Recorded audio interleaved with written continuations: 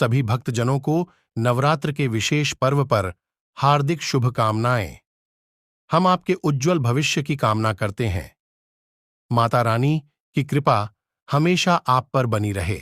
मां दुर्गा की नवशक्तियों का दूसरा स्वरूप मां ब्रह्मचारिणी का है। यहां ब्रह्म शब्द से अभिप्राय है तपस्या। ब्रह्मचारिणी अर्थात तप की चारिणी, तप का आचरण करने वाली। ब्रह्म शब्द का शाब्दिक अर्थ ब्रह्म के ज्ञान से भी है। मां ब्रह्मचारिणी ज्ञान का स्रोत है और इसी दिन योग साधना के दूसरे दिन स्वाधिष्ठान चक्र को सिद्ध करने की विद्या रूपी ज्ञान को आशीर्वाद के रूप में मां ब्रह्मचारिणी से प्राप्त किया जाता है। जीवन में स्वाधिष्ठान चक्र व्यवस्थित करने के लिए आचरण शुद्ध परम आवश्यक है। आचरण की शुद्ध से ही स्वाधिष्ठान चक्र को जागृत करने का आशीर्वाद मां ब्रह्मचारिणी से मिलता है। इनकी पौराणिक पहचान के बारे में पूरी जानकारी के लिए वीडियो को अंत तक देखें। नवदुर्गा के स्वरूपों में ब्रह्मचारिणी देवी का स्वरूप पूर्ण ज्योतिर्मय एवं अत्यंत भव्य है। इनके दाहिने हाथ में जपकी माला एवं बाएं हाथ में कमंडल रहता है। अपने पूर्व जन्म में जब ये राजा हिमालय के घर पुत्री के रूप में अवतरित हुई थी, तब नारद के उपदेश से इन्होंने महादेव जी को पति रूप में प्राप्त करने के लिए अत्यंत कठिन तपस्या की थी। इसी अति कठिन तपस्या के कारण इन्हें तपश्चारिणी अर्थात ब्रह्मचारिणी नाम से अभिहित किया गया। 1000 वर्ष उन्होंने केवल फल मूल खाकर व्यतीत किए थे। 100 वर्षों तक केवल शाक पर निर्वाह किया था। कुछ दिनों तक कठिन उपवास रखते हुए खुले आकाश के नीचे वर्षा और धूप के भयानक कष्ट सहे। इस कठिन तपश्चर्या के पश्चात 3000 वर्षों तक केवल जमीन पर टूटकर गिरे हुए बेल पत्रों को खाकर वह महादेव जी की आराधना करती रहीं। इसके बाद उन्होंने सूखे बेलपत्रों को भी खाना छोड़ दिया। कई हजार वर्षों तक वह निर्जल और निराहार तपस्या करती रहीं।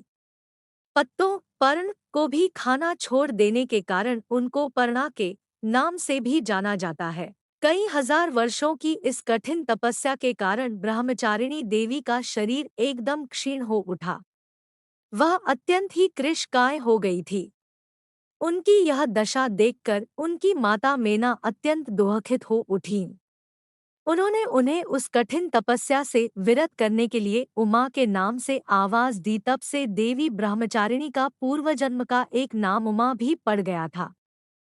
उनकी इस तपस्या से तीनों लोकों में हाहाकार मच गया।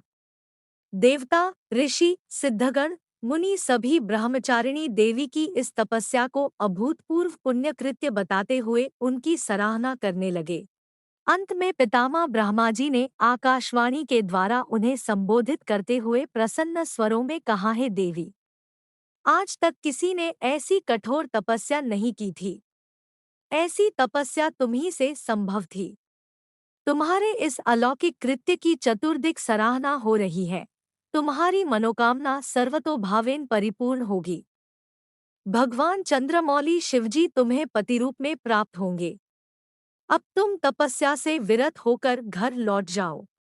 शीघ्र ही तुम्हारे पिता तुम्हें बुलाने आ रहे हैं। माँ दुर्गा जी का यह दूसरा स्वरूप भक्तों और सिद्धों को अनंत फल देने वाला है। माँ दुर्गा जी का यह दूसरा स्वरूप भक्तों और सिद्धों को अनंत फल देने वाला है। इनकी उपासना से मनुष्य में तप, त्याग, वैराग्य, सदाचार, संयम की वृद्धि होती है। जीवन के कठिन संघर्षों में भी उसका मन कर्तव्यपथ से विचलित नहीं होता। माँ ब्रह्मचारिणी देवी की कृपा से उसे सर्वत्र सिद्धि और विजय की प्राप्ति होती है। दुर्गा पूजा के दूसरे दिन इन्हीं के स्वरूप की उपासना की जाती है। इस दिन से साधक एकाग्रता की ओर बढ़ने लगता है। इस दिन साधक का मन स्वाधिष्ठान चक्र में स्थित होता है।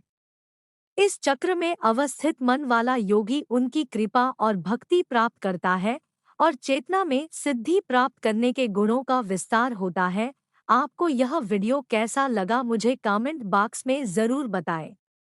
आगे भी आपके लिए ऐसी ही जानकारी लेकर आती रहूंगी। आप सभी को नवरात्रि महोत्सव की हार्दिक शुभकामनाएं। जय माता दी।